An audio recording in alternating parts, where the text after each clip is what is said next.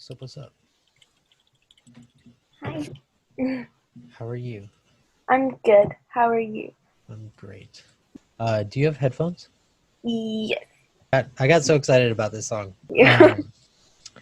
I'm going to email you the song so that way you can listen to it like fully, and then give me your thoughts.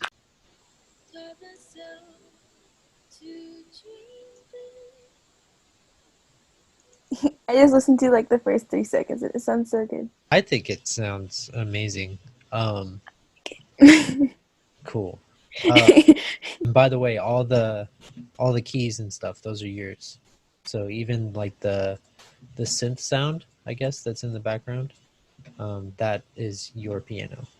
So Nice. yeah, you did a really good job. Thank you. Have you recorded before? Yeah, I like recorded so I can put some songs on SoundCloud. And I did add, and like let me know if that's something you're not really into. I added like a low vocal Oh that's no, in I there. like that. Okay.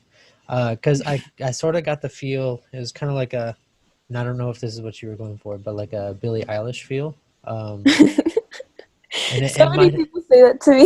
it might have been because your vocals were soft, which is totally fine. I just feel like she sometimes adds that low vocal in there, and I feel like uh, that could be a part of it. All this piano, all of this right here, that was all you.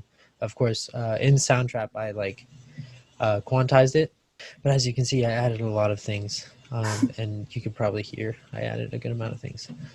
Well, I guess the first thing that I added was this drum sample. That sound right there.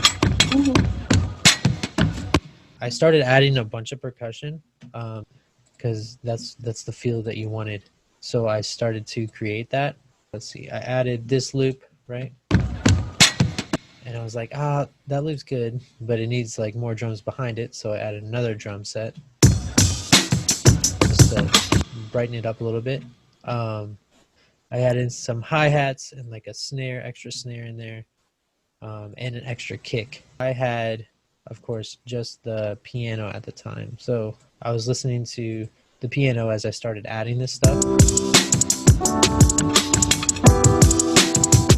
right? So I kept adding, kept adding. So yeah, I started adding the bass in there.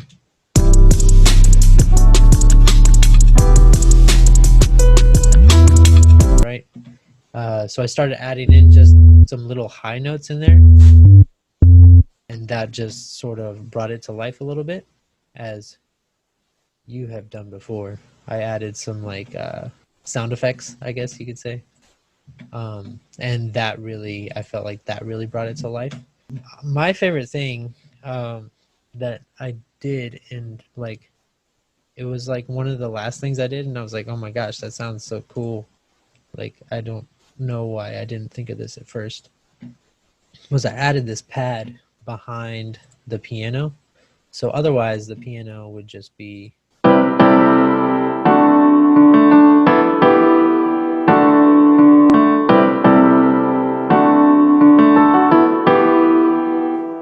Yeah, I guess that's like all the stuff that I added. There's also like a different type of bass in there too that you'll notice hits, on that part at the end of, I guess it was the chorus. Stronger, wiser, greater. So I know I'm sort of showing you a lot right now, so you don't have to retain all this info, but I want to give you sort of a rundown of what I did, so that way you can experiment on your own, and feel good about what you're doing too. Because I know I was at that point when I think I was 14 when I started, but oh my gosh, I don't even like want to listen to those songs because I never had like somebody who to really show me, how to put stuff together, how to make stuff sound a little bit better to make it better quality, which you have access to right now. You'll be like way better than me. So I'll show you what I did to the vocals. I've taught myself to dream big. So that's totally raw, right? That's exactly how you recorded it. And I knew sort of going into this, like I had a vision sort of for your vocals, sort of how they needed that resonance, that space, because they're quiet, you know what I'm saying? Number one thing that I added was an EQ.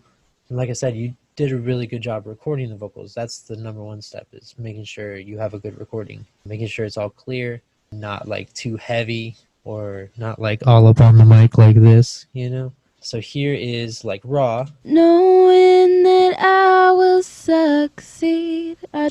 So if I add what I added right in front of 200, but if I were to take it up to like 1K, Knowing that I will succeed. I taught my kind of sounds like it's like on a phone, right? So we definitely don't want that, because you're not on a phone. We want to make sure you sound like you're actually performing it. And then I added some auto tune, but I really didn't add much, because your vocals were already good.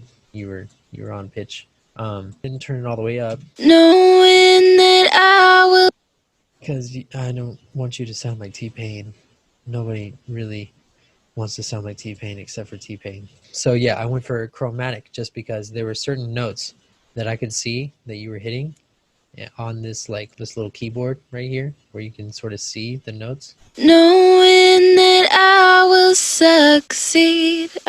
So I wanted to keep that sort of natural. And then I started adding some other stuff. Of course, I added like reverb and stuff like that. It just adds some space to the vocals. Knowing that. And then I added more compression, maybe some like delay behind your vocals too. Knowing that I will. You can sort of hear it. And then more reverb. So just a little bit more space to add on to the end of it. Knowing that I will succeed. So just to make sure it's filling up that space.